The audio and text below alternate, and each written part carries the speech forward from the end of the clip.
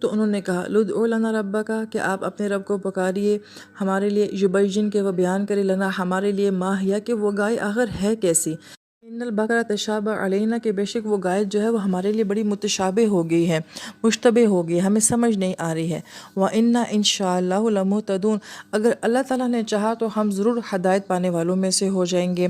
اب یہاں پہ غور کیجئے کہ وہ یہ نہیں کہہ رہے کہ ہم خود جو ہیں وہ ہدایت کو چاہیں گے، ہم خود ہدایت کو مانگیں گے، بلکہ کس کے اوپر ذمہ داری ڈال رہے ہیں کہ اللہ نے چاہا تو ہمیں ہدایت مل جائے گی۔ یہ وہی نقطہ ہے جو کل کا بنی اسرائیل بھی کرتا تھا اور آج کا مسلمان بھی یہ بات کہتا ہے کہ اگر اللہ نے چاہا تو میں نیک بن جاؤں گی، اگر اللہ نے چاہا تو میں نماز پڑھ لوں گی، اگر اللہ نے چاہا تو میں گناہ چھوڑ دوں گی۔ لے بھی یہ بات ہی کہہ رہے ہیں کہ اگر اللہ نے چاہا تو ایسا ہو جائے گا، یعنی کہ اپنی کوئی ایفرٹ نہیں ہے، ہم نے کوشش نہیں کرنی، ہم نے نہیں مانگنا ہے۔